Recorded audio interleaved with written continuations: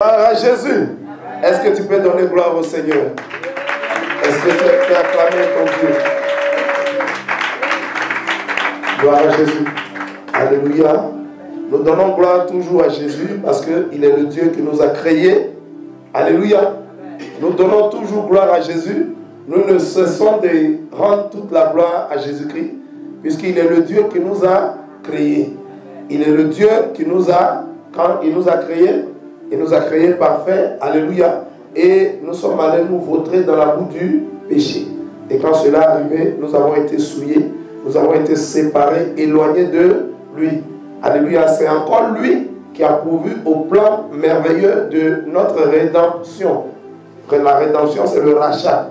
On a été encore racheté. Alléluia. On a été racheté. Donc ce Dieu-là, nous ne devons cesser de lui dire merci. C'est lui qui prend soin de nous. C'est lui qui combat pour nous. Alléluia. C'est lui qui nous éclaire. C'est lui qui nous montre le chemin. C'est lui qui nous conduit. Il nous guide. Alléluia. Il nous protège. Il nous secoue. Il nous sécurise. La Bible dit qu'il est notre haute retraite. La Bible dit qu'il est le rocher de notre salut. La Bible dit qu'il est notre haute muraille. La Bible dit qu'il est notre étendard. Il est notre bannière. Il est notre forteresse. Alléluia. Il est notre haute muraille. Alléluia. Il est notre protection. C'est lui qui combat pour nous. Acclame le Seigneur Jésus-Christ. Donne gloire au Seigneur Jésus. Gloire à Jésus. Shalom, shalom à tous. Je vous salue dans le nom de Jésus. Soyez bénis et demeurez bénis. Je salue aussi tous les serviteurs, servants de Dieu, les églises, le peuple de Dieu, tous ceux qui sont en Christ, même ceux qui ne sont pas en Christ, tous ceux qui ne connaissent pas encore Jésus, mais qui suivent fidèlement cette émission. Que le Seigneur Jésus-Christ vous bénisse. Tous ceux qui nous suivent sur WhatsApp, sur YouTube et sur les réseaux sociaux. Alléluia. Nous bénissons le nom du Seigneur pour votre vie. Que le Seigneur continue de vous bénir, de vous visiter et d'avoir sa puissante main droite sur votre vie. Amen. Que son nom soit béni. Alors ce matin, nous sommes à notre émission, alléluia, enseignement et études bibliques. En réalité, c'est une émission qui est essentiellement centrée sur la lecture biblique pour permettre aux chrétiens, aux enfants de Dieu, au peuple de Dieu, alléluia, aux enfants de Jésus-Christ, de toujours lire leur Bible. La Bible dit jour et nuit, 2 fois par jour, matin et soir, afin de s'habituer, alléluia, pour pouvoir connaître leur Dieu. Gloire à Jésus. Il est important de connaître le Dieu que tu sais. Comme ça, tu pourras mieux le servir. Gloire à Jésus.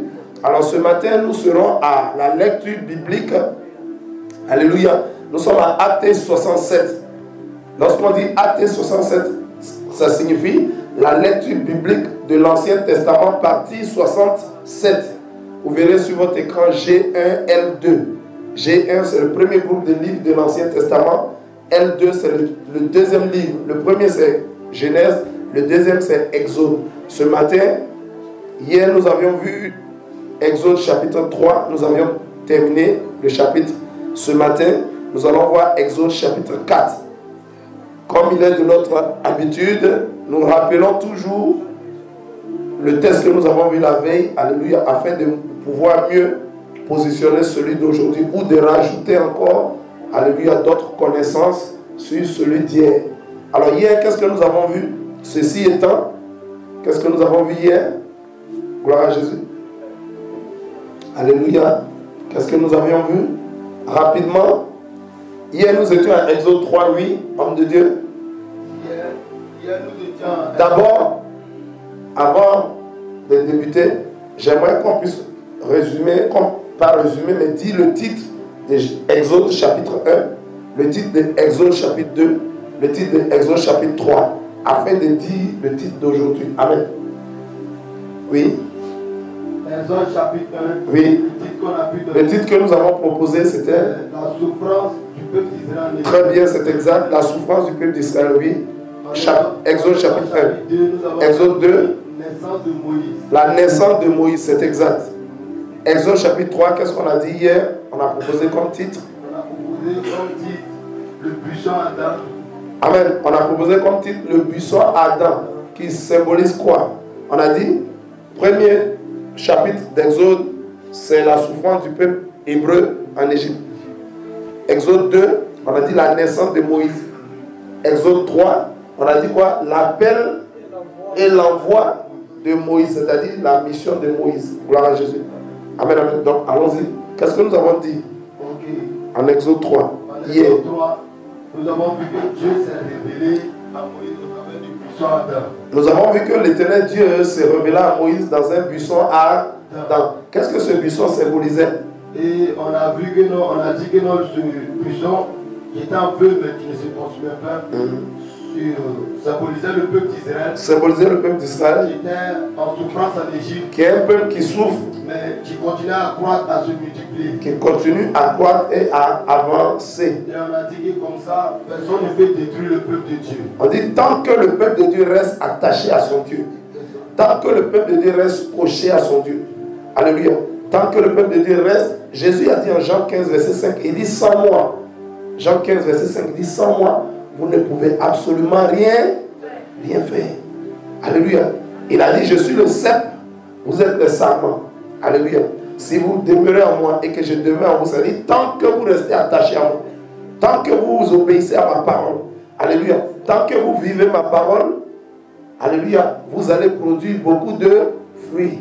En réalité, le cep, c'est le tronc d'arbre. Alléluia. Et les sarments, ce sont les branches. Alléluia. Aussi longtemps que la branche, quel est le rôle d'une branche? En temps normal, une branche, quel est son rôle? Le rôle de la branche, c'est de porter des... Mais pour pouvoir porter les fruits, la branche doit faire quoi? Attaché au tronc. Alléluia. Elle doit rester attachée au tronc. Parce que quand elle s'attache au tronc, qu'est-ce qu'elle reçoit? Elle reçoit quoi du tronc? Tous les éléments nécessaires. Tous les éléments nécessaires, la sève nourricière. Parce que les branches sont attachées au tronc. Or, le tronc, il s'appuie sur les racines pour tirer la sève, tirer l'eau. Alléluia, pour nourrir les différentes branches. Pour que les branches puissent produire du fruit. Alléluia. Mais une branche qui est déconnectée du tronc, qu'est-ce qui va lui arriver? La branche va sécher. Elle ne va plus recevoir de l'eau. Elle ne va plus recevoir la sève nourricière. Et elle va faire quoi? Elle va sécher. Et quand elle sèche, elle n'est plus bonne, elle ne peut plus produire de fruits. Et une branche qui ne produit pas de fruits ne sert à rien. Alors, elle va être coupée, elle va être sectionnée et jetée au... Quand elle est sectionnée, elle va sécher et elle sera bonne pour le feu en tant que fardeau. Gloire à Jésus. Amen. Amen, amen. Donc Jésus a dit sans lui, nous ne pouvons absolument rien faire. Gloire à Jésus. Amen. Donc Moïse, Dieu se révèle à Moïse. Hier, ce que nous avons vu, Dieu se révèle à Moïse. Dieu révèle à Moïse quoi d'abord? Il lui révèle lui-même sa propre nature. Il appelle Moïse, dit, voici comment moi je suis. Voici ma nature. Voici mes caractères. Pourquoi? Moïse est appelé à aller faire sortir un peuple qui va diriger. Donc c'est un leader. Le leader, il fait quoi? Il est un modèle. Il est un exemple pour le peuple. Le leader est un enseignant. Il va enseigner le peuple. Donc c'est pour que Moïse connaisse déjà le Dieu qui veut servir, qui doit servir avec le peuple, afin qu'il puisse communiquer cette nature-là aux autres, au peuple. Gloire à Jésus. Donc Dieu l'a dit clairement, il lui dit clairement, je suis le Dieu saint. Je suis le Dieu infiniment saint, toujours saint. Saint signifie quoi? Il n'y a pas en lui de péché. Il n'y a point en lui de Péché. Alléluia. Saint signifie quoi? Non seulement il n'y a pas en lui de péché, mais est-ce que Dieu est dans le péché? Non. Est-ce que Dieu cohabite avec le péché? Non. Est-ce que Dieu prend plaisir au péché? Non. Il est comment par rapport au péché? Entre le péché et puis Dieu, est-ce qu'il y a camaraderie? Est-ce qu'il y a amitié? Non. Il est comment? Séparé du Il est séparé du péché. Il est éloigné de tout péché. Il est séparé du péché. Il n'y a point de péché en lui. Donc, il communique cette nature à Moïse. Deuxième chose, qu'est-ce qu'il communique encore à Moïse? Il dit à Moïse, alléluia, tout ce qui va se passer en Égypte. Il le prévient, il enseigne au parlement. Il dit, ah, je suis le Dieu saint. Mais voici ce qui s'est passé en Égypte, ce qui continue de se passer en Égypte, et ce qui continuera encore de se passer en Égypte. Qu'est-ce qui était en train de se passer en Égypte? Le peuple hébreu était en esclavage, en souffrance. Et Dieu enseigne Moïse, il dit, voilà, Voici tout ce qui va se passer en Égypte qui continue de se passer. Mais moi, l'Éternel, je vais faire quoi? Je vais intervenir. Alléluia. Mon peuple ne restera pas ici. Le Seigneur est en train de te dire ce matin, la situation que tu traverses, tu ne resteras pas ici. Alléluia. Amen, amen. Les difficultés que tu traverses, tu ne resteras pas dedans. Alléluia. La situation apparemment statique dans laquelle tu es, ça ne sera pas ton avenir, ton devenir. Alléluia. Tu as un avenir que l'Éternel Dieu a prévu pour toi. Ce n'est pas un avenir de malheur, mais c'est un avenir de bonheur. Afin de te donner de l'espérance. Alléluia. Alléluia. Et une vie que Dieu a déjà prévue pour toi. Donc, à travers l'enseignement d'hier, que quelqu'un sache que sa situation ne sera pas continuelle. Alléluia. Si tu veux acclamer, tu acclames. Et nous avons imaginé ça comme le chrétien, il peut commencer difficilement. Il peut commencer dans les difficultés. Il peut commencer dans le manque. Que quelqu'un écoute bien cet enseignement.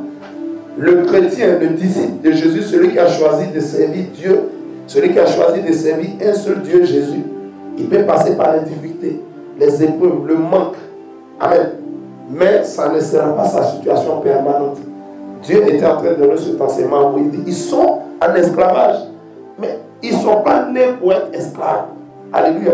Je ne les ai pas suscités pour demeurer esclaves. Ça veut dire quoi? Cela préfigure quoi? Cela annonce quoi? Cela annonce une délivrance prochaine. Et c'est la raison pour laquelle il a appelé Moïse afin de l'envoyer. Acclame la puissance de la prière.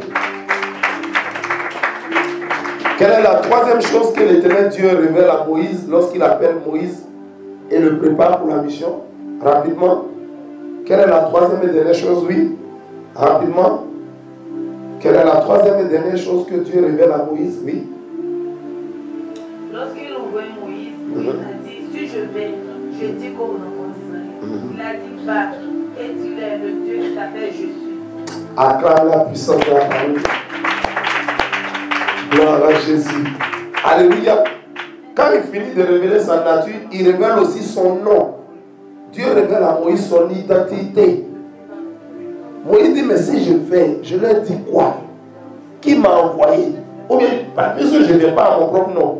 Ce n'est pas moi-même qui ai envie de retourner en Égypte. Parce que j'ai commis un meurtre là-bas. Donc, je leur dis qui m'a envoyé. Dis-leur que celui qui s'appelle Je suis t'a envoyé. Et quelle leçon nous avons tiré sur ce nom? Un nom bizarre. Alléluia. Amen. Un nom bizarre, il dit je m'appelle Je suis. Amen. C'est comme quelqu'un qui dit je m'appelle J'ai. Alléluia. Dieu dit lui, il est le J'ai. Oui. Amen. Amen. La leçon que nous avons tirée sur ça, c'est que Dieu se présente comme un éternel présent. Un éternel présent. Alléluia. Amen. Celui qui ne passe jamais.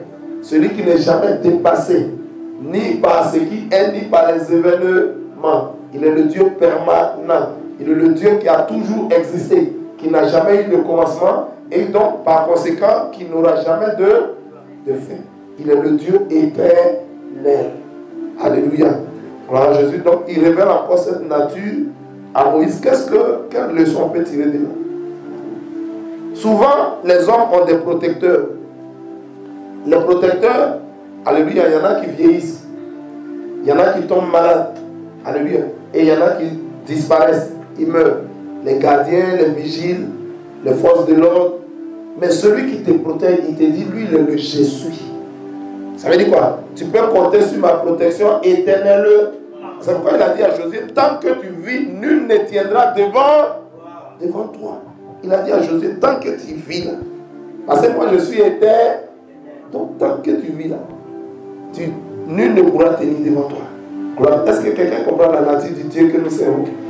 Il est le Dieu tout-puissant. Et il est permanent, il est éternel, il ne passe jamais.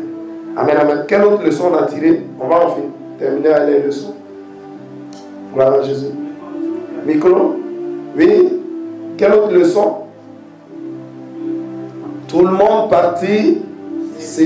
Hier aussi, on a vu que la montagne de Dieu se trouvait derrière le désert. La montagne de Dieu derrière le désert, après le désert. Voilà. Donc si vous, la montagne de Dieu symbolise quoi? La présence de Dieu. Et si vous voulez atteindre la présence de Dieu, qu'est-ce qu'il vous faut faire? Il faut traverser le désert. Il faut traverser le désert, qui signifie quoi? Souvent, les hommes, ceux qui veulent servir Dieu aiment la facilité. On veut obtenir les choses de Dieu. Alléluia. C'est vrai qu'il nous les donne par grâce. Amen, amen. Mais quand Dieu va te dire, il dit, je t'ai déjà béni. Il dit, je te donne ce terrain. Je te donne ce territoire. Apprête-toi à faire quoi? Aller dormir. Après, ça dit que c'est là que ton combat va commencer. Il dit à Israël, je vous ai donné Canaan. Allez-y prendre. Depuis là, Israël pense que, Moïse, allons vite, on va s'installer. Moïse, allons vite, on va s'installer. Terrain cadeau, qui ne veut pas ça? Aïe, terrain cadeau. C'est pas payant, il dit gratuitement. Je vous ai donné déjà. Je vous ai déjà quelque chose qu'on t'a déjà donné. Qu'est-ce que tu fais? Tu tends la main et tu sais, et tu t'en vas t'installer.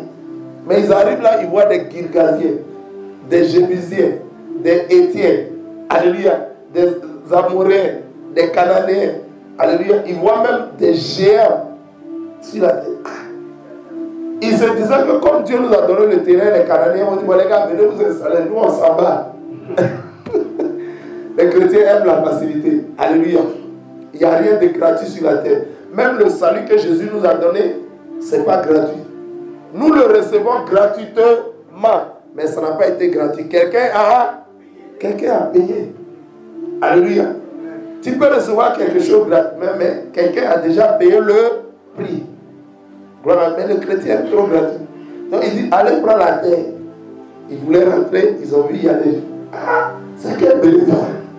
Amen. Cela veut dire quoi? Nous les chrétiens, quand Dieu dit je t'ai béni, je t'ai élevé, ça veut dire tu dois combattre. Est-ce que, regardez, souvent l'Éternel notre Dieu, il a appelé Jacob, qui était un supplanteur, il lui a donné le nom d'Israël, qui veut dire quoi? Israël veut dire quoi? Veut dire vainqueur, veut dire victoire. Alléluia. Mais est-ce qu'on peut rentrer dans une victoire? Pour entrer dans la victoire, il faut quoi? Aïe! Méditons la parole de Dieu qui est un enseigneur. Dieu dit, tu ne vas plus t'appeler trompeur, tu vas t'appeler victoire. Mais il faut comprendre que nul ne peut accéder à une victoire sans combattre. Nul ne peut gagner une coupe, alléluia, sans lutter. Sans lutter. Amen.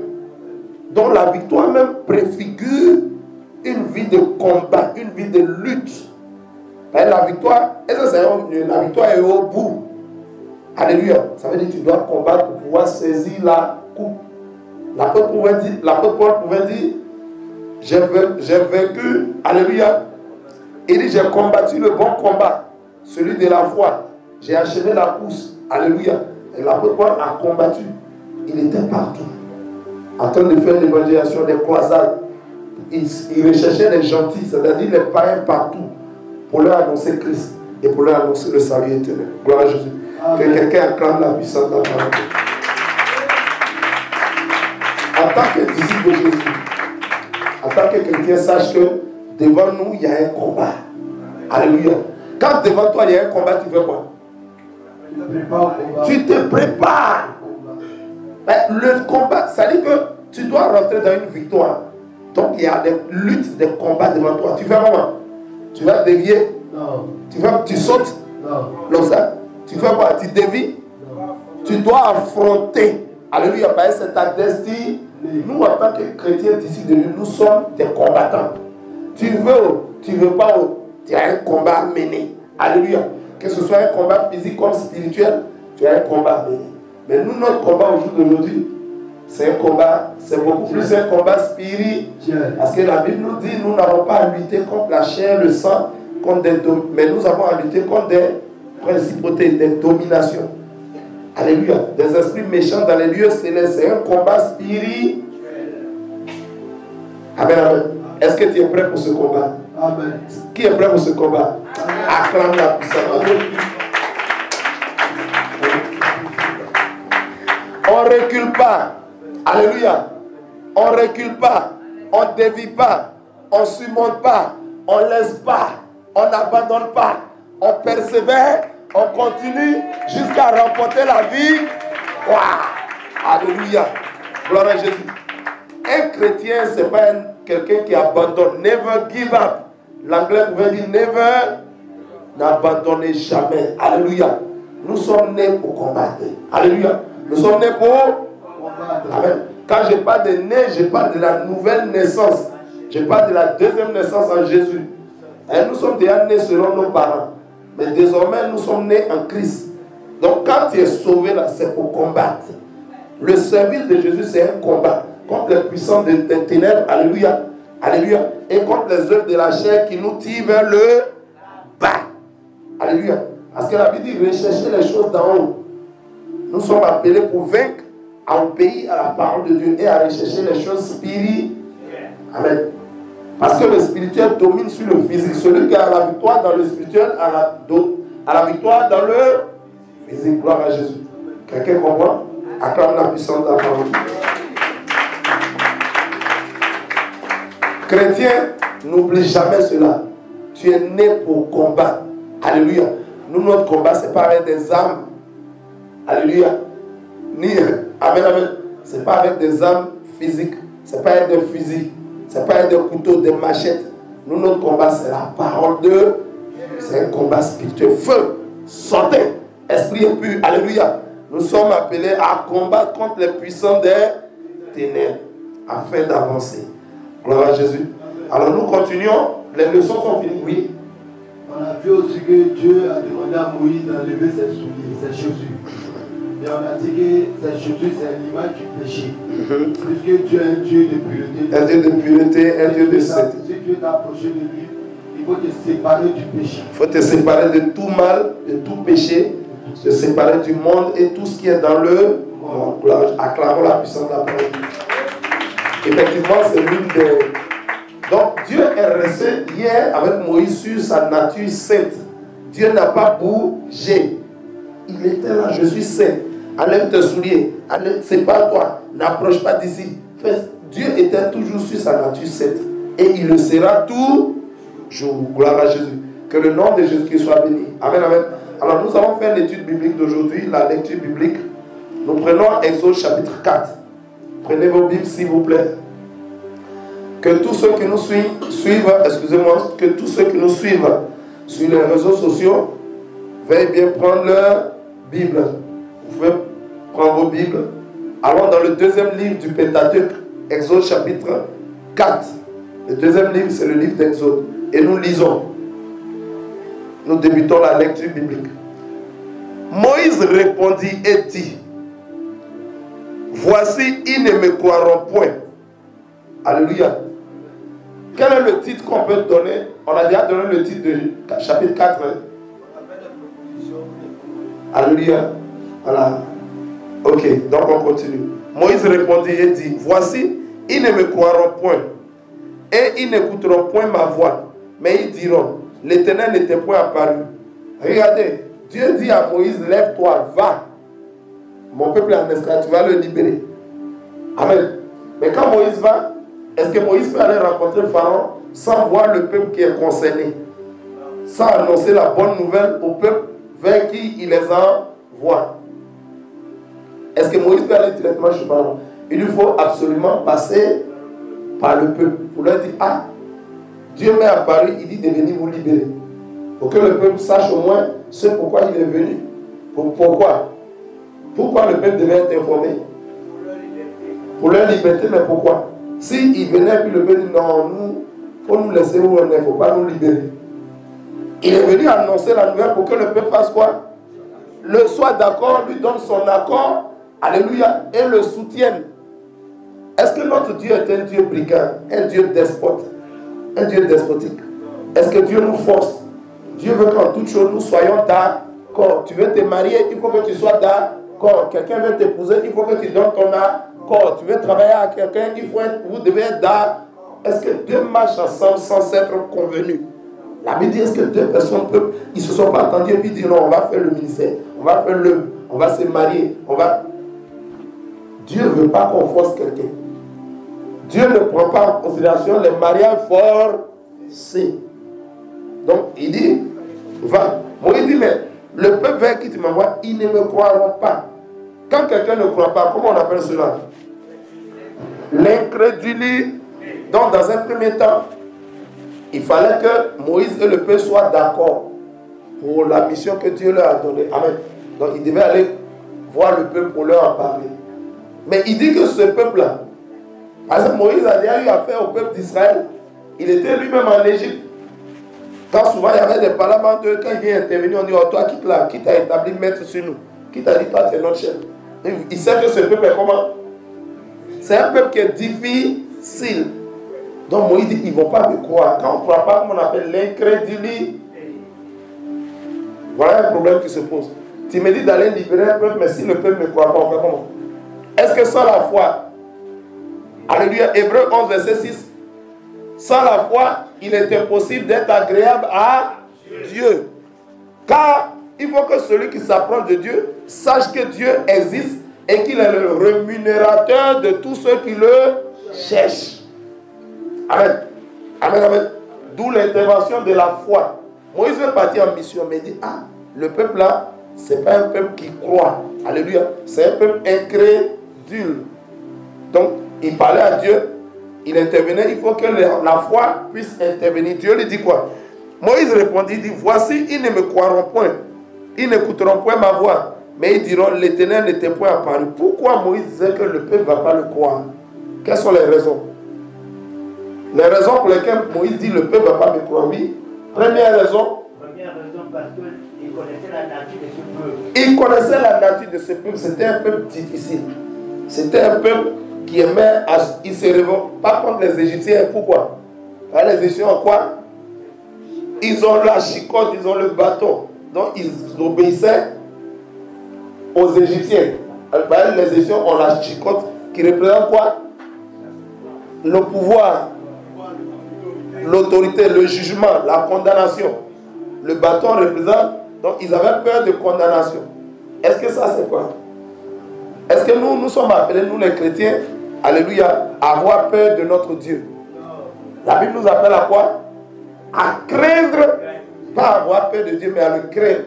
La crainte, alléluia, c'est une obéissance respectueuse, alléluia. Amen, amen. C'est pas une heure, mais dedans il y a le respect et l'amour. Dans la crainte de Dieu, c'est pas parce que c'est pas la peur de la punition, mais c'est parce qu'on aime Dieu, alléluia, et on veut lui obéir. Gloire à Jésus. Donc premier élément, ils craignaient, ils respectaient les Égyptiens, ils étaient soumis parce que les Égyptiens avaient la chicotte. Deuxième raison. Deuxième raison, moi je pense que Moïse avait l'intention de les défendre. Il avait l'intention de les arracher de l'esclavage. Oui. Ils l'ont repoussé. Le fait qu'il a essayé de tuer l'Égyptien pour Israël, donc ils l'ont repoussé. Qui t'a établi comme notre juge et notre roi. Comme notre responsable. Voilà. Donc à cause de ça, il avait peur. Et le fait de le rechercher par les rois, Hérode, donc par Pharaon.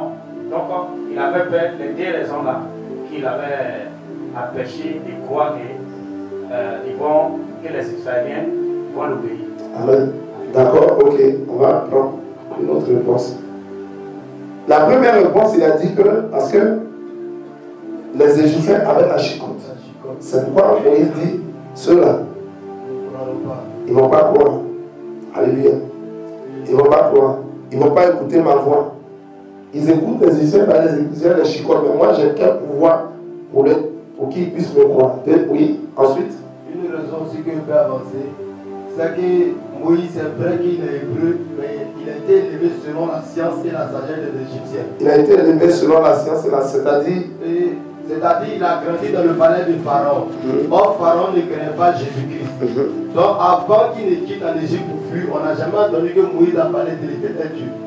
Donc, ça veut dire quand tu as béni, les gens te connaissent. Je prends un exemple. Très bien. Ici, on te connaît en tant qu'un soulard dans le quartier. Tu dis quelque part. Tu viens aujourd'hui, tu dis tu es pasteur. Tu dois démontrer ça. C'est ça. Amen. Acclame la puissance de la parole de Dieu. C'est une excellente raison. Amen. Deuxième raison, Excellente raison. C'est-à-dire, ouais, quand Moïse était en Égypte, il était au palais de Pharaon. D'abord même, il était contre sa nationalité, il était considéré comme qui? On l'a toujours appelé un Égypte. Maintenant, toi aujourd'hui, tu viens le peuple d'Israël, le peuple hébreu, tu leur dis que non, le Dieu là t'a envoyé. Toi qui es né dans la maison de... Toi qui as grandi dans la maison de Pharaon. C'était difficile. Alléluia. Amen, amen. Vous avez vu Saul de Tarse? Saul de Tarse a combattu le christianisme. Il a combattu Jésus pendant qu'il était un chef religieux. Et il vient un jour dire aux gens, lui qui a pourchassé, traqué les chrétiens, les a mis en prison, fait tuer certains même. D'autres, il a assisté, il n'a rien dit et on les a tués. Des gens tels que Étienne. Et aujourd'hui, il vient dire, Jésus-Christ m'est apparu.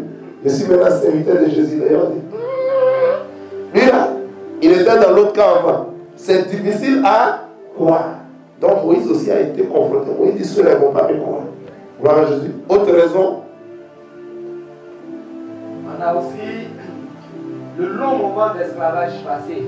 Voilà, ça les a amenés à oublier les promesses de Dieu. Alléluia. Tellement souffert, ils ne croyaient pas qu'un jour.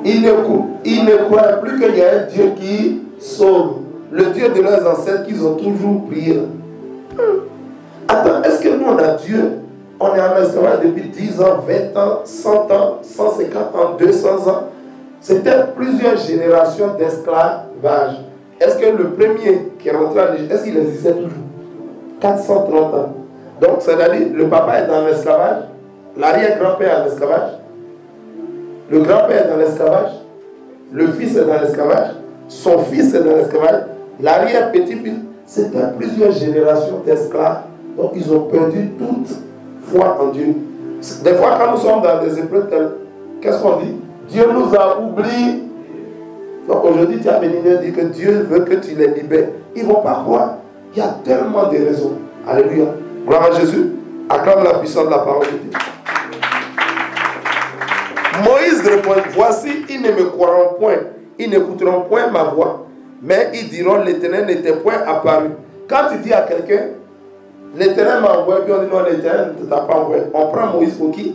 Moïse dit, ils vont me prendre pour un mort. Toi qui as tué un homme, tu es un assassin, tu as fui l'Égypte. Tu reviens, tu dis non, le Saint-Esprit t'a parlé. Alléluia.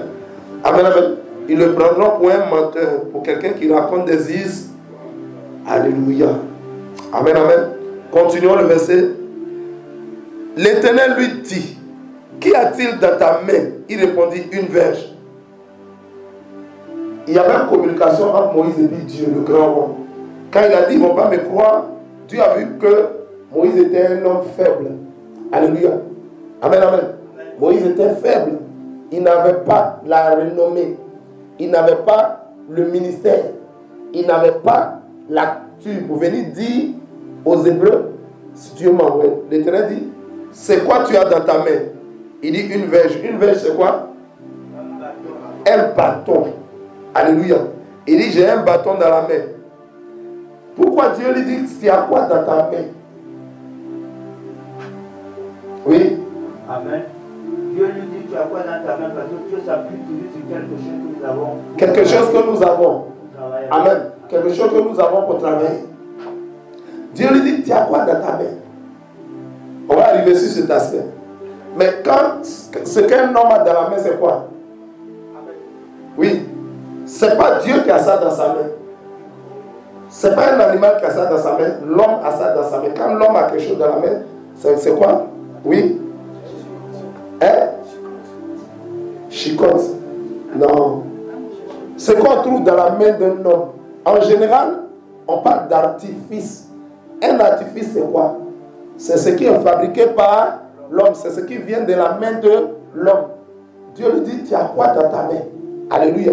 Moïse dit, un bâton. Alléluia. Il dit, l'Éternel dit, jette-le par terre. Gloire à Jésus. Amen, amen. Qui connaît la définition d'un artifice? Un artifice, c'est tout ce que la main de l'homme a fabriqué, tout ce qui vient de la main de l'homme. Dieu dit, tu as quoi dans ta main? Il dit, un bâton. Il dit, jette ça. Alléluia. Amen, amen. Amen, amen. Amen. Tout ce qui est artificiel que Dieu t'a pas donné, Dieu dit, il faut faire ça quoi?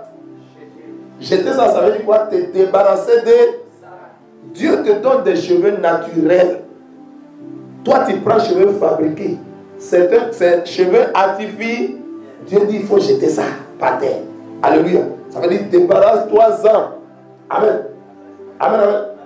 L'éternel Dieu, est-ce qu'il sait creuser des trous? Est-ce qu'il peut faire des trous? Ça là, qui a créé? Qui a creusé? Ici là, qui a creusé? Donc il sait creuser des trous. Mais s'il veut qu'on mette des bouts d'oreilles, ne peut-il pas créer des petits trous bien ronds, bien jolis, pendant que le bébé sort du ventre de sa maman? Il peut ou il ne peut pas? Maintenant, il peut, mais il n'a pas fait. Pourquoi? 1 Corinthiens 10, verset 23. Tout est permis, mais tout n'est pas eu. Il dit tout ce qui vient de la main des hommes. Moi, je vous ai dit, la Bible dit tout ce que Dieu nous donne est parfait.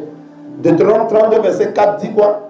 Toutes les œuvres de Dieu sont parfaites. 1 Timothée 4, verset 4, la Bible dit tout ce que Dieu a créé est bon. Et rien ne doit être rejeté. C'est ce que Dieu a créé là, c'est ça qui ne doit pas être rejeté. Alléluia. Mais ce que l'homme a créé qui est artificiel, tous les artifices de Jézabel, tu as quoi dans ta main? Qu'est-ce qui est artificiel sur toi? Jette ça par. Débarrasse-toi-en. Acclame la puissance de la parole. Dieu venait de révéler à Moïse sa sainteté. Alléluia. Et à Acte 7, verset 48, la Bible dit en vérité, Acte chapitre 7, verset 48, le Très-Haut n'habite pas dans ce qui vient des hommes, de ce qui est fait de la main des hommes. Gloire à Jésus. Pourquoi l'Éternel Dieu n'habite pas dans nos églises? Les temples des hommes, c'est fait par quoi? C'est fait par des... Ça là, il y a quoi dedans? C'est des briques.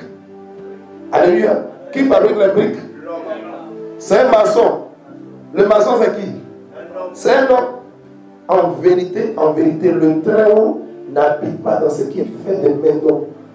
Alléluia. Exode 20, verset 25. Si vous voulez me bâtir un autel, vous ne le bâtirez point en pierre taillée. Car en passant votre ciseau sur la pierre, quand l'homme passe son ciseau sur la pierre, il profane la pierre. Brique là, c'est maçon qui a fabriqué. Maçon, c'est un homme. Mais la pierre, qui a fabriqué la pierre? Tous les cailloux, vous promenez, vous ramassez un caillou, qui a fabriqué? C'est Dieu. C'est pourquoi il dit à Simon, il dit Simon, tu seras plus Simon, parce que en tant que Simon, tu es un roseau. Alléluia. Et le roseau balance à gauche. Et c'est comme quelqu'un qui doute. Il n'est pas ferme, il n'est pas stable. Mais il dit, tu seras plus Simon, tu seras plus roseau. Mais tu seras Pierre. Il dit, tu seras Céphas. Céphas, c'est le caillou, c'est la pierre. Il dit, sur toi, Céphas, je bâtirai mon église. Et les portes du séjour des morts ne prévaudront jamais contre toi. Ce que Dieu a créé là, la mort ne peut pas prévaloir contre ça. Mais ce que l'homme, ce qui vient de l'homme, alléluia, c'est un artifice. Et c'est artificiel. Quelqu'un comprend? Dieu bâtit son église, il ne bâtit pas sur son église sur la brique. Il fonde son église sur la pierre. Et c'est lui-même qui a créé le corps de l'homme. Et il prend plaisir à habiter. Il dit quoi? À 1 Corinthiens 3, alléluia, verset 16, 17, il dit quoi? Il dit, ne savez-vous pas que votre corps est mon habitation, ma maison? On construit une maison pour quoi? Pour habiter dedans. Alléluia. Il dit, celui qui détruit ma maison, je le détruis. 1 Corinthiens 6, verset 19 et 20, il dit, ne savez-vous pas que votre corps est le temple de Dieu? Le temple du Saint-Esprit que vous avez reçu de Dieu et que vous ne vous appartenez point à vous. Ton corps là, ce n'est pas pour toi. Ça appartient à Dieu. Et un temple est fait pour quoi? Pour adorer. La maison est faite pour être habitée, mais un temple est fait pour adorer Dieu. Pour célébrer Dieu, pour magnifier. Donc ton corps doit adorer Dieu. Quand tu mets tatouage dessus, ça adore Dieu. Ça ne peut pas adorer Dieu, ça adore les démons. Alléluia. Quand tu mets les bouts d'oreille, alléluia, que Dieu ne t'a pas mis des prévues de trous pour ça. Alléluia. On appelle ça un piercing. Tu te perces le corps, tu perces le temple de Dieu. Est-ce que quelqu'un qui est dans une maison qui ne lui appartient pas, il est en quoi? Il est en sous-local. Est-ce que quelqu'un qui est en sous-local, il a le droit de modifier la maison comme il veut? Ça ne t'appartient. Si tu veux modifier, la loi dit, il faut aller demander une autorisation express de la part du propriétaire. Dieu dit notre corps, c'est lui qui en est le propriétaire. Si tu veux t'habiller, tu dis Jésus, est-ce que je peux porter mini-jupe? Il va dire non. Jésus, est-ce que je peux mettre sur ton corps là, chérie, regarde mon dos? Il va dire non. Jésus, est-ce que je peux porter une longue jupe avec une longue fente qui monte ma cuisse tout le temps quand je marche? Jésus va dire niet. Alléluia. Jésus, est-ce que moi, femme, je peux porter pantalon? Jésus dit non. Tu es garçon, mais tu es femme. Alléluia. La femme ne portera pas un habillement et l'homme non plus ne portera pas un habillement de femme. C'est pourquoi vous voyez ce matin, je suis venu faire la lecture biblique, mais je n'ai pas porté jupe. C'est pourquoi vous voyez que je n'ai pas porté robe.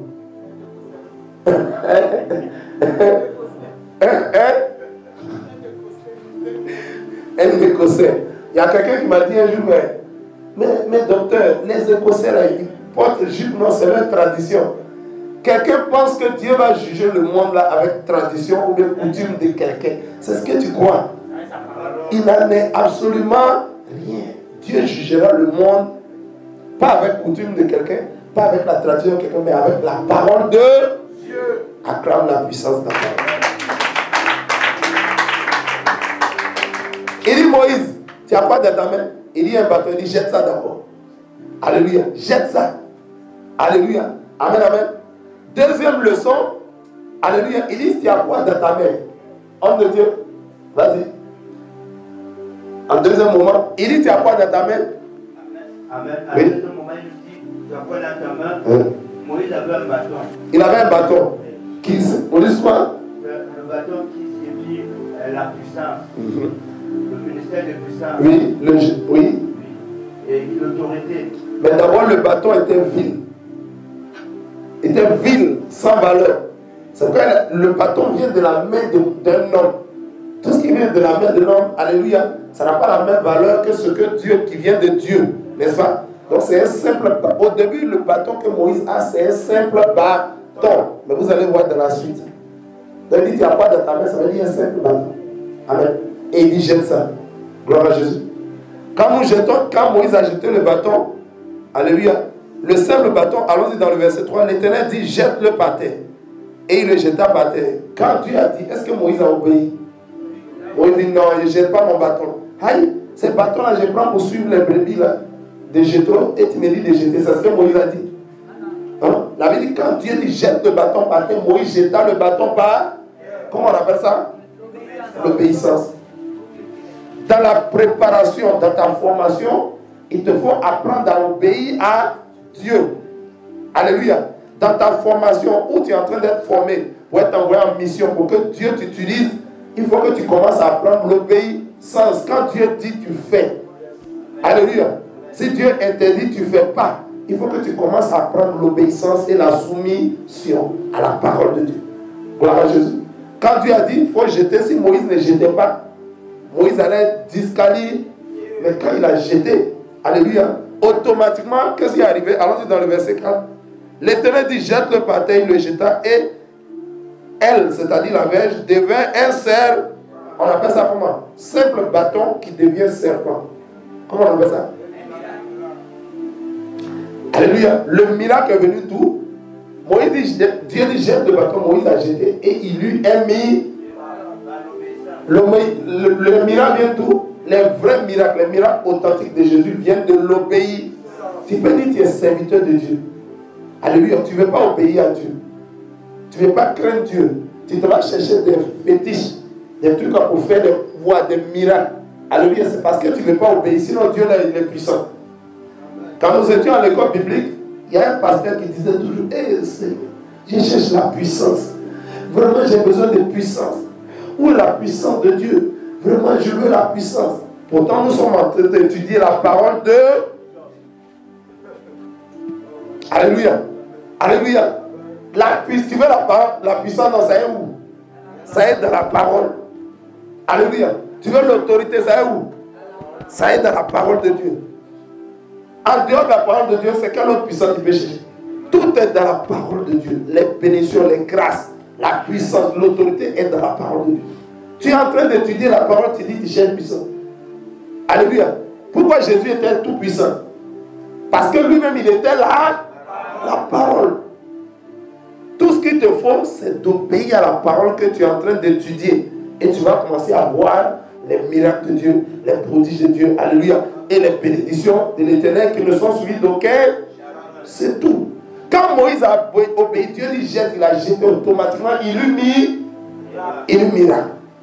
Alléluia. Si tu veux le vrai miracle de Dieu, reste dans l'obéissance, reste dans la soumission à la parole de Dieu. Gloire à Jésus.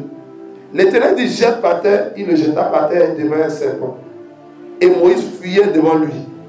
Moïse a commencé à fuir. C'est quoi ça? Il ne connaissait pas Dieu. Il est un Dieu qui peut changer le bâton en serpent.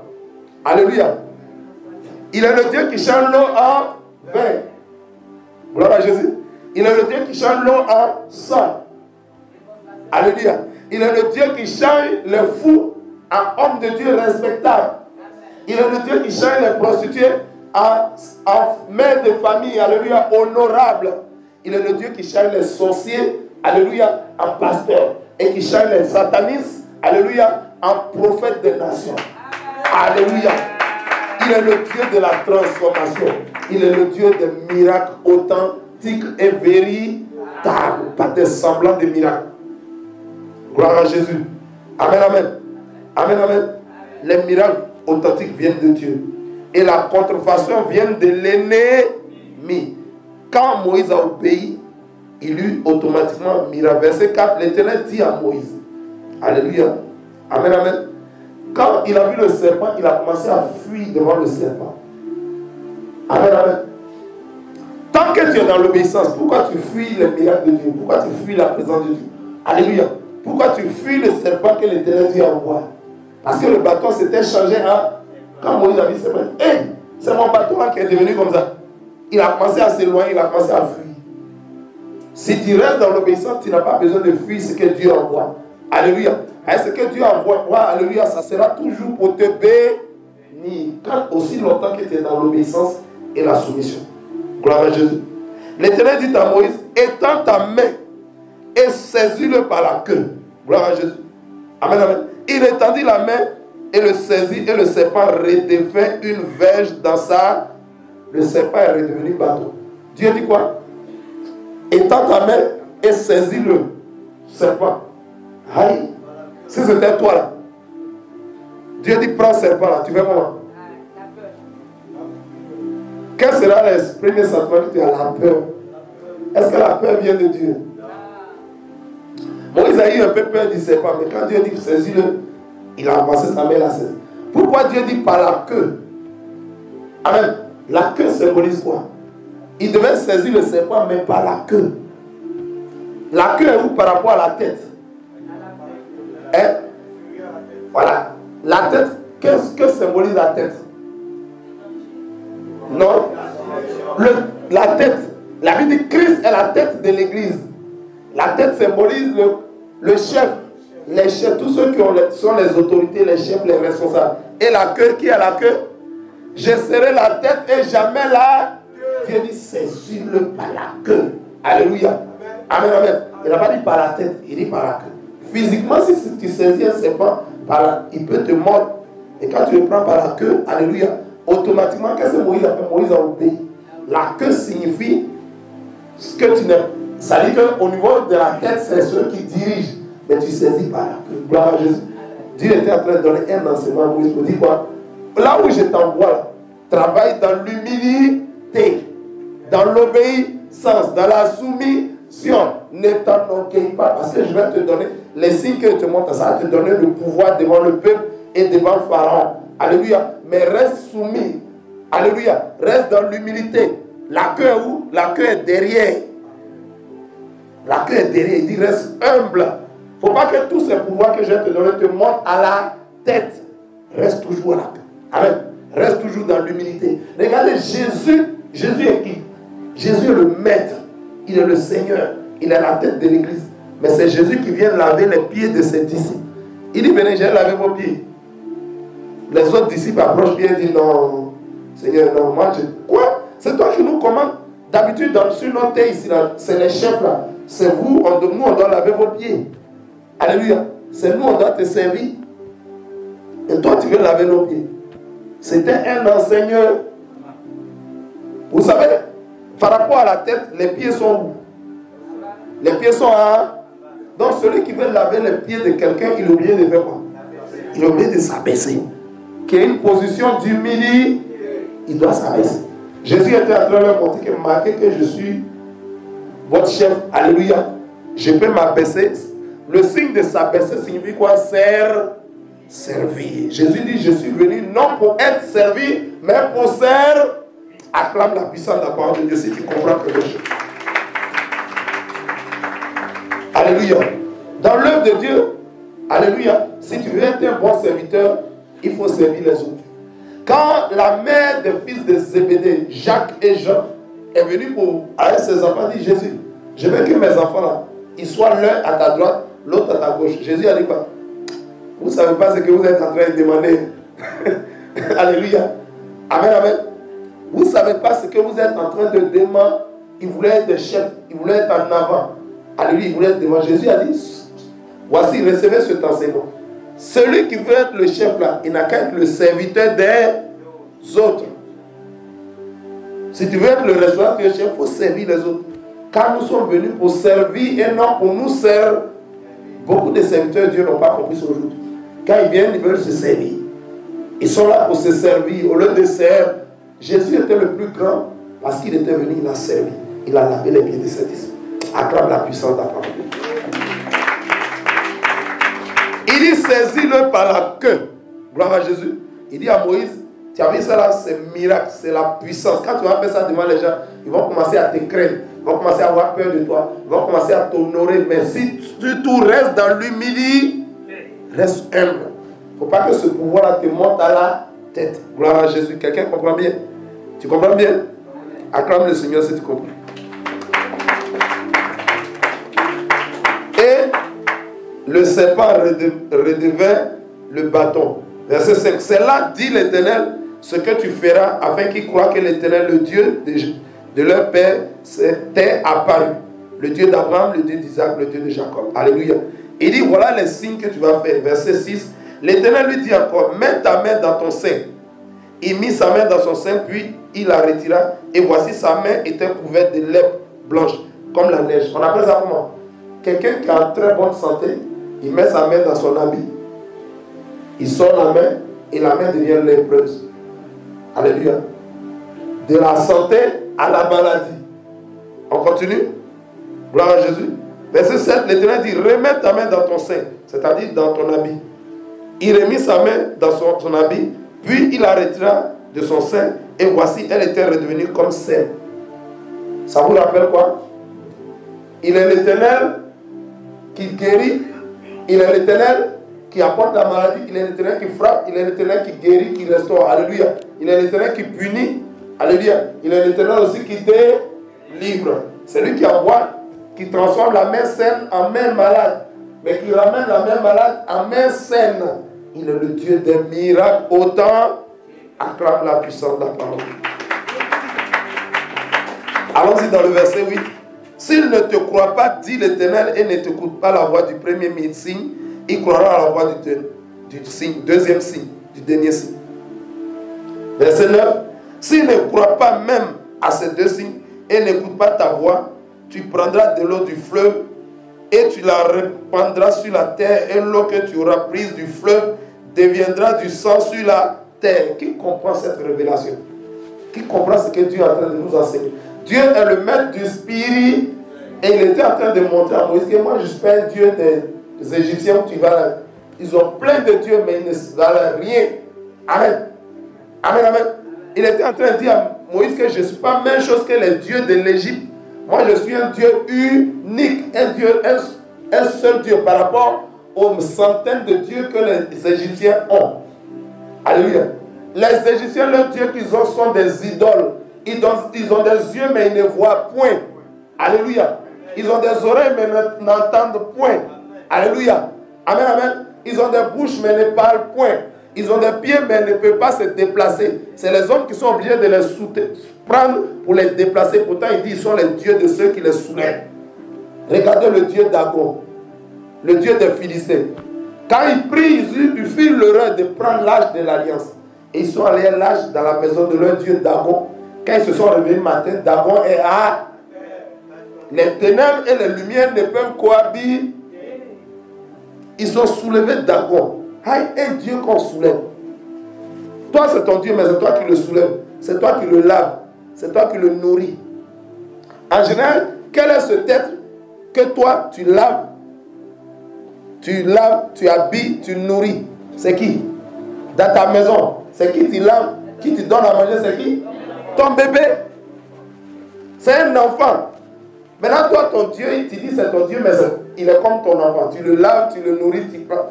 C'est Dieu qui doit te laver, te nourrir et prendre soin de toi. Ça veut dire que tu es mieux que ce démon, que cette idole que tu adores. Alléluia. Si tu veux acclamer, tu acclames bien. Tout ce que nous voulons faire pour Dieu, nous devons bien faire ça. Alléluia. Si tu veux faire que je fais ça bien, si tu ne veux pas bien faire, il faut laisser. Amen. C'est pourquoi la Bible dit, malheur à celui qui fait l'œuvre de Dieu avec négligence. Si tu veux faire quelque chose pour ton Dieu, là, fais ça de toutes tes forces, de toute ton âme, de toute ta pensée, de tout ton amour. Alléluia. Gloire à Jésus. Amen, amen. Donc il dit, tu t'en vas en Égypte, mais moi je ne suis pas comme le Dieu des Égyptiens. Alléluia. Amen, amen. Il dit, verset 9, il dit, si tu ne crois pas en ces deux signes, écoutez bien la révélation, tu prendras de l'eau du fleuve.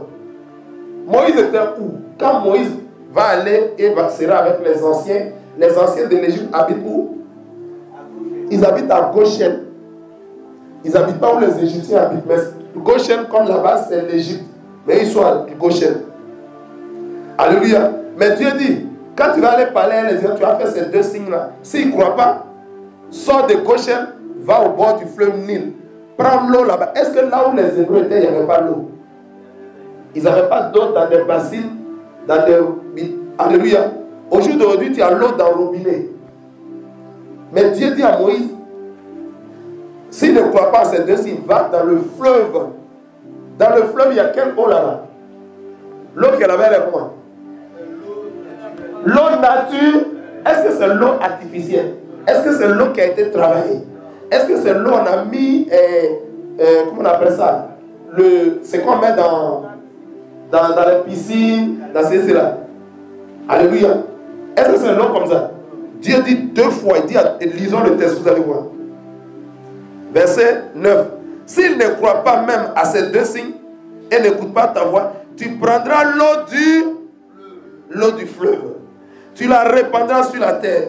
Et l'eau que tu auras prise toujours du fleuve.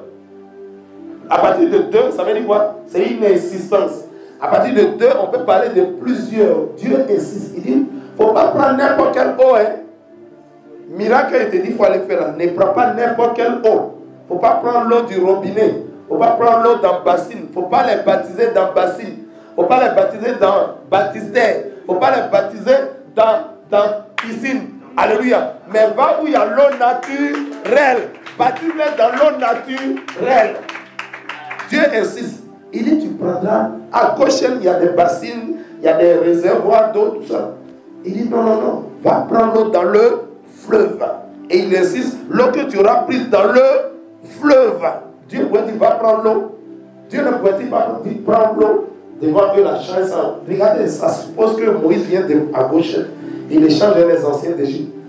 Il dit, bon, accompagne-moi au bord du fleuve. Il a dit, aïe, tu veux quoi? Il dit, je veux de l'eau. Mais voilà l'eau ici. L'eau, c'est pas l'eau. L'eau, c'est pas l'eau. Dans le physique, toute eau, c'est de l'eau. Mais dans le spirituel, l'eau, c'est pas de l'eau. Alléluia. Le Seigneur Jésus est le maître du spirit. Et comme le diable imite Jésus, alléluia, il connaît un peu du spirituel, mais il ne connaît pas tout. Écoutez attentivement, vous irez chez un féticheur, un marabout, on n'a pas dit d'aller là-bas. Je veux dire pour ceux qui sont déjà allés chez les féticheurs et les marabouts, vous pouvez vous rappeler. Vous allez, le féticheur te dit, envoie-moi un œuf. Tu dis, bon, ok, tu fais, la solution rapide c'est quoi? Coquilloire. Alléluia. Sans publicité aucune. Je prends ça, j'envoie. Et le féticheur va te dire quoi? Il ne faut pas envoyer un œuf artificiel. Il faut envoyer un œuf de poulet africain. C'est-à-dire poulet naturel. Le poulet qu'on appelle entre griffes poulet africain, c'est Dieu qui a créé ça. Ce n'est pas un poulet artificiel. Donc le féticheur te dira, il faut envoyer un œuf naturel. Si tu envoies tout, il va refuser. Il ne va jamais accepter. C'est le monde spirituel.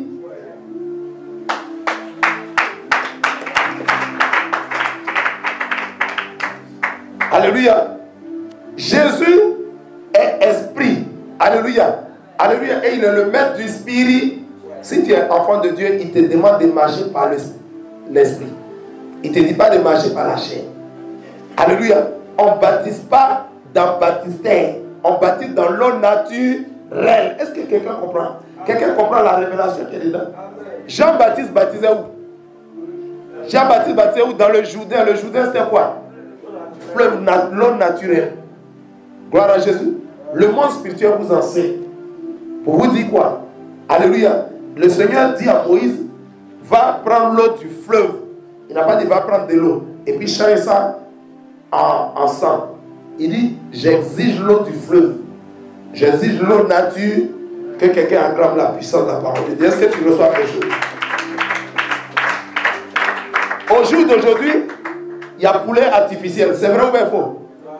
Il y a œuf artificiel. Vous allez manger n'importe quoi. J'ai vu la dernière fois sur les réseaux sociaux quelqu'un qui fabriquait son œuf à la maison.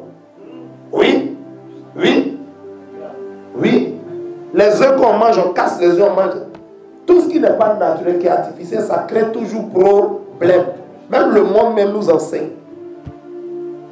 Alléluia. Aujourd'hui, nous avons des jus non naturels, remplis de produits chimiques. Ça va des en fait, le monde nous enseigne que tout ce qui n'est pas naturel crée des maladies. Il y a des poulets fabriqués que vous mangez. Le poulet lui-même, il ne peut même pas se nourrir. Il est là. Il est comme un zombie. Poulet que Dieu a fabriqué, le poulet agile, lui-même cherche sa nourriture, il mange. Mais oui, il y a œuf. Je vois le monsieur, il est quelque part assis chez lui à la maison. Il a pris une seringue. Il pique le jus comme ça, il a fait jus blanc. Mais avant de faire jus blanc, il a piqué un jus jaune. Ça fait le jeu de l'eau. Il a piqué un jus au tous. Ça fait le jus blanc. Coquille, la même coquille, il a fabriqué. Il a piqué quelque chose, ça fait la coquille bien rond, bien comme la couleur de l'œuf. Tu vois, ça c'est un œuf. Tu as cassé, tu as grillé tout ça. Mais ce n'est pas naturel, ça crée des maladies. Ça c'est pour donner des maladies aux gens. C'est pour tuer les hommes. Ah, la cupidité. Pourquoi tu ne lèves pas tout simplement poulet pour que tu vendes les œufs, mais tu prends des produits chimiques pour fabriquer œufs? Il y en a aujourd'hui. Alors, tout ce qui n'est pas naturel crée problème. Il y a des carottes. Il y a aujourd'hui de la nourriture surgelée, des nourritures qui sont... Tout ça, ça crée les cancers, alléluia, et les problèmes des reins. Dieu est en train de nous enseigner pour dire tout ce qui a donné de naturel, c'est ce qui va nous bénir, c'est ce qui va nous faire du bien. Alléluia. C'est la bénédiction de l'Éternel qui enrichit et elle est suivie d'aucun. Acclame la puissance de la parole. Attachez-vous, alléluia, à tout ce que Dieu vous a donné. Amen, amen. Et rejetez tout ce qui est artificiel. Gloire à Jésus. Si vous voulez avoir une longue vie, agissez ainsi. Quelqu'un comprend? Acclame la puissance de la parole. C'est un enseignement. Dieu dit à Moïse, je ne veux pas n'importe quelle eau, je veux l'eau du fleuve. Et il insiste, l'eau que tu auras prise dans le fleuve. À bon entendeur, salut. On continue. Il dit, s'il ne croit pas à ces deux signes, et n'écoute pas ta voix, tu prendras de l'eau du fleuve, tu la répandras sur la terre, et l'eau que tu auras prise du fleuve deviendra du sang sur la terre.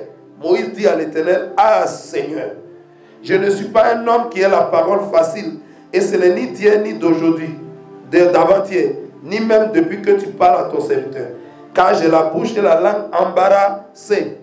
L'Éternel lui dit, qui a fait la bouche? Moïse dit quoi? Il a la bouche embarrassée. Ça veut dire quoi? Hein? C'était pas facile pour Moïse de s'exprimer. Amen, amen. Amen, amen. Qu'est-ce que Dieu lui dit? Il dit, mais qui a fait la bouche de l'homme?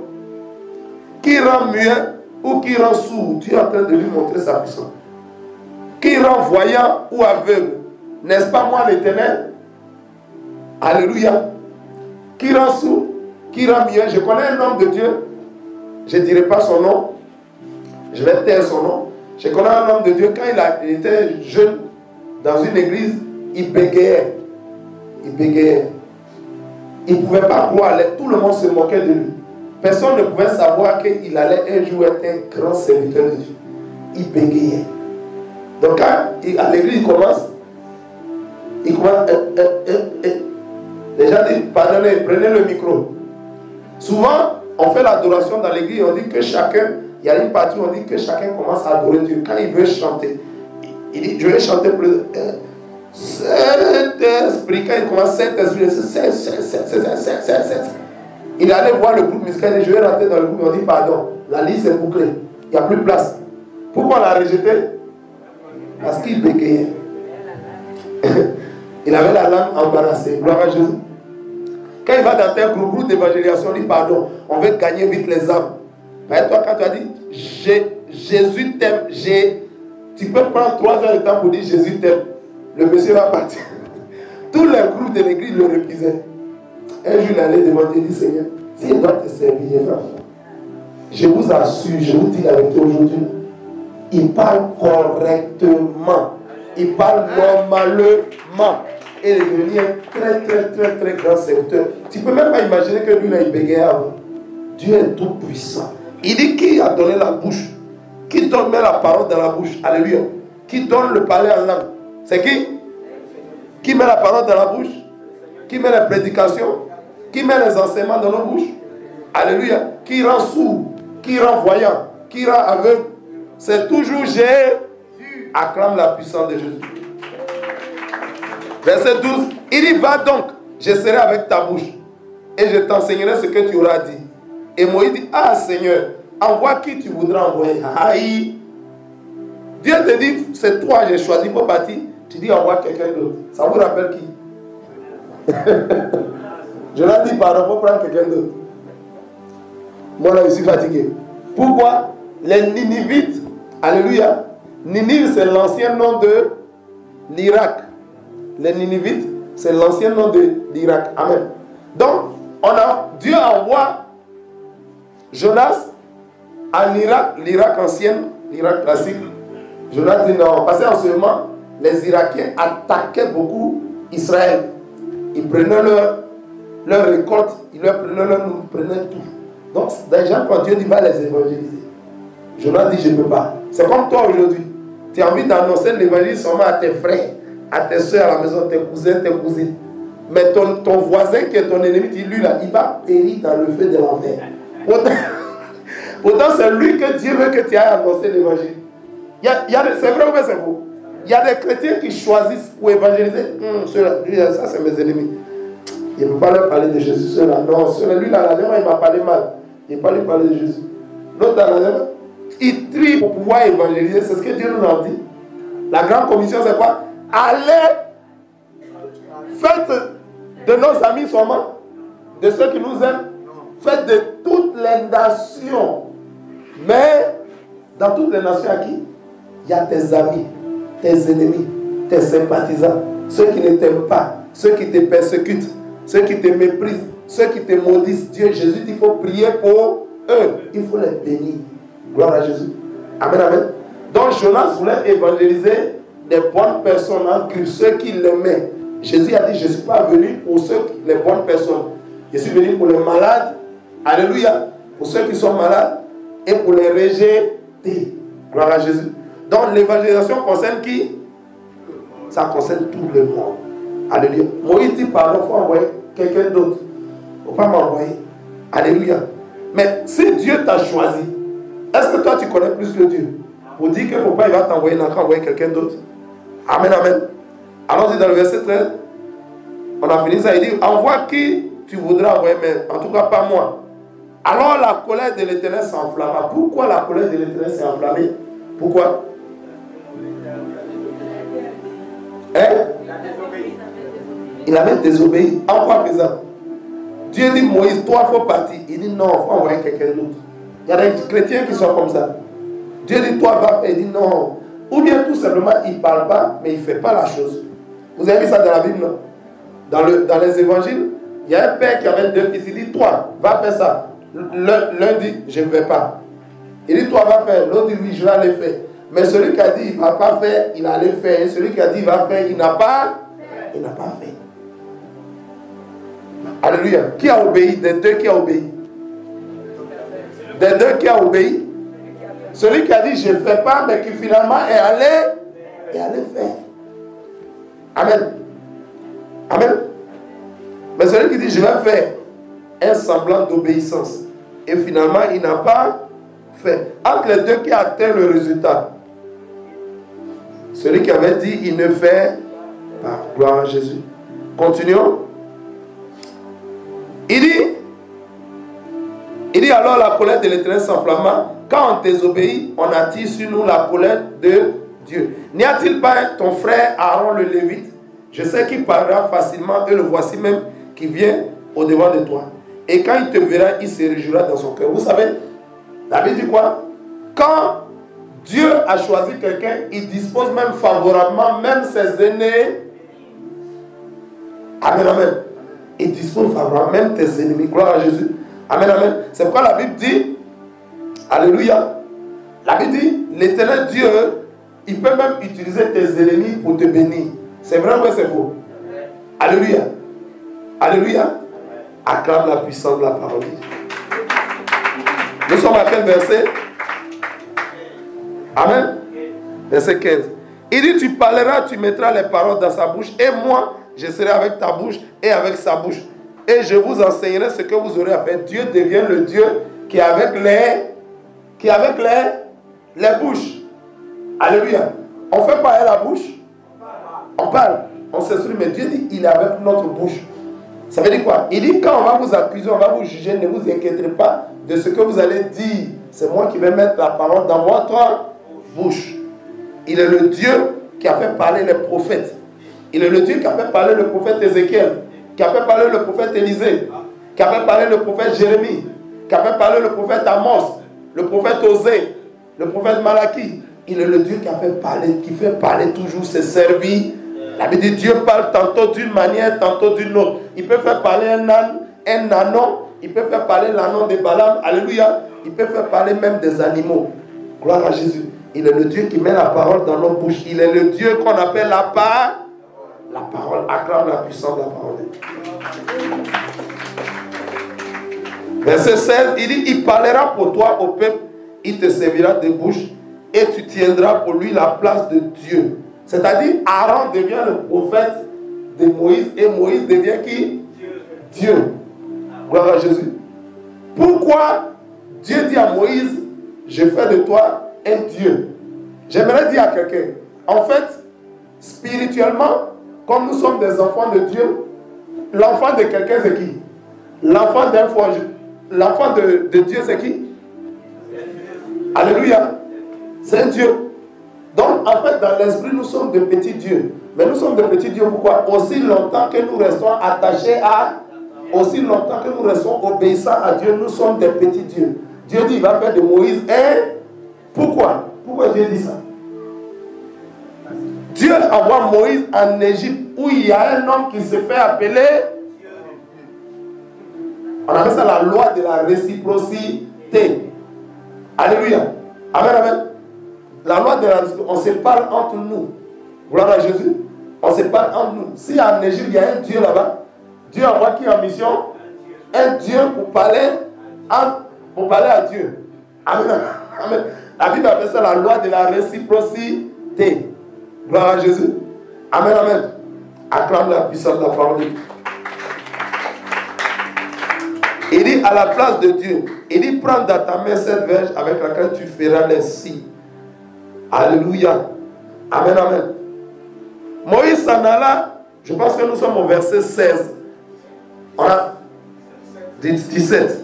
On a toujours le temps. Nous avons le temps. On fait une pause ou bien on termine. Hein? Il est combien? 44.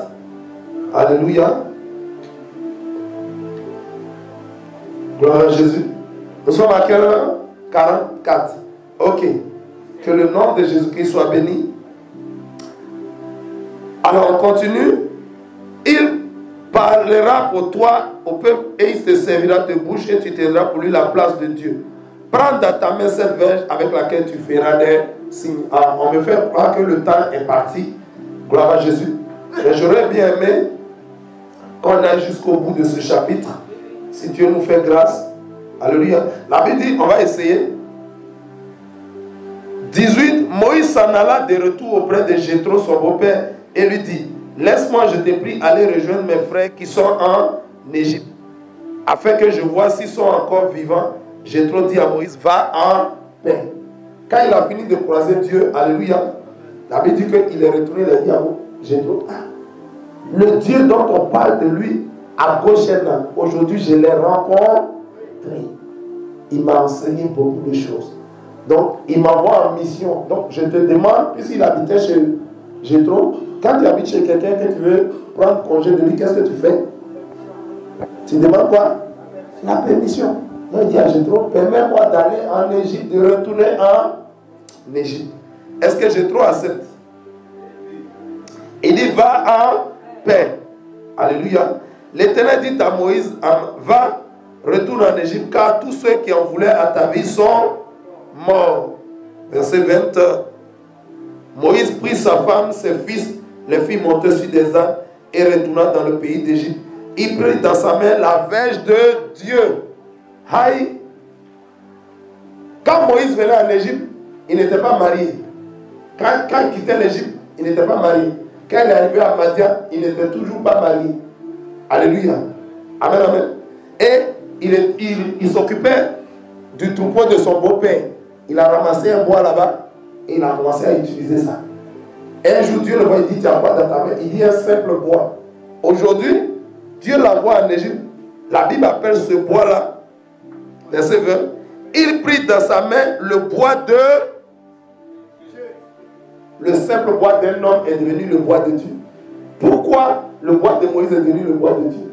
Ce bois était revêtu de quoi? On va terminer par ce verset, on va arrêter là. C'est devenu le bois de... Oui. Amen. Oui. Il était revêtu de puissance. Aïe. Le simple bois avait été investi. C'est un bois qui est en mission. Quand Dieu te donne la vision, il te donne la provision, il t'équipe. Alléluia. Alléluia. Il t'outille, il te donne les capacités, il te donne la puissance pour pouvoir accomplir la mission qu'il t'a donnée. Le simple bois de Moïse est devenu le bâton de Dieu. Désormais, il a dit, tu as quoi dans ta main? Un bois. Sinon, c'est bois de l'homme. Bois de l'homme est devenu bois de... Parce que le bois n'était plus n'importe quel bois. Alléluia. Alors, je veux t'annoncer que tu n'es plus n'importe qui. Alléluia. Quand les membres de ta famille te voient, ils disent, oh, c'est pas Jacques, c'est pas Pierre. Toi, c'est notre petit frère ici. Tu n'aimes, c'est pas Pierre. Il est devenu le bâton de Dieu. Il est devenu celui que Dieu va prendre pour redresser la famille. Quand il aura le péché dans la famille, il va dire, hey, ce que vous faites, c'est pas bon. Dieu n'aime pas ça. Il est devenu le bâton de Dieu dans votre famille. Il n'est plus ton petit frère. C'est ça. Aaron et Myriam ont vu Moïse, on verra ça. Il dit, notre petit frère, il pense que c'est à lui seul que Dieu parle. Quand un homme devient un homme de Dieu, alléluia, il n'est plus un simple homme, il est un homme de Dieu. Ça peut être ton petit frère, ça peut être ta petite soeur. Mais c'est plus ça. C'est désormais un ministre de l'Éternel. Le bâton, ce bâton de l'homme est devenu le bâton de Dieu. Acclame la puissance de la parole. Je vais annoncer à quelqu'un, ta famille peut toujours te voir comme la simple Georgette, ou bien la simple sœur qu'ils avaient. Alléluia. Tu n'es plus même chose. Tu es revêtu maintenant de la puissance de Dieu. Tu es devenu le bois de Dieu. Tu es devenu loin de Dieu. Alléluia. Tu es devenu serviteur de l'Éternel. Alléluia. Amen, amen. Physiquement, tu es toujours la même personne, mais spirituellement, tu n'es plus la même chose. Tu as été moins par Dieu. Tu es devenu désormais. C'est pourquoi on t'appellera serviteur de Dieu, servant de Dieu. Tu n'es plus le serviteur, tu n'es plus seul frère, tu es serviteur de Dieu. Acclame la puissance de Dieu. Ah, si quelqu'un a compris qu'il est dans la joie, qu'il se tienne debout, on va s'arrêter là pour aujourd'hui. Alléluia. Acclame le Dieu puissant qui rend sa parole toujours puissante. Que quelqu'un commence à prier. Que quelqu'un dise, si je vis, ce n'est plus moi qui vis, mais c'est désormais Christ qui vit en moi. Ah, c'est vrai que je suis toujours dans ma famille ou bien je suis à l'église, alléluia. Mais si je vis, je ne suis plus, alléluia, je ne suis plus le simple, alléluia. Je ne suis plus celui qui était dans la famille, je suis désormais un instrument de Dieu. Je suis désormais un outil de Dieu. Je suis désormais un canal de bénédiction pour la gloire de Dieu. Je suis désormais serviteur de Dieu. Mais n'oublie pas que tu es serviteur. Alléluia. Ne rentre pas dans l'orgueil. Amen. Un serviteur, c'est un esclave. Gloire à Jésus. Servir, ça vient du mot esclave. Alléluia. Donc tu es désormais esclave de Jésus pour la gloire de Jésus. Commence à dire merci à Dieu. Père, merci ce matin.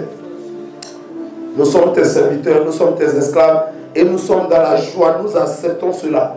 Alléluia. Parce que toi, tu es un Dieu bon. Tu es un Dieu fidèle. Tu es un Dieu qui ne trahit jamais. Tu es le bienfaiteur et le tout suffisant. Que ton Saint-Nom soit béni ce matin pour tout ce que tu nous as enseigné. Au nom puissant de Jésus, nous avons prié. Nous recevons tout cela au nom de Jésus. Quelqu'un dit Amen. Amen. Shalom, shalom. Que Dieu vous bénisse.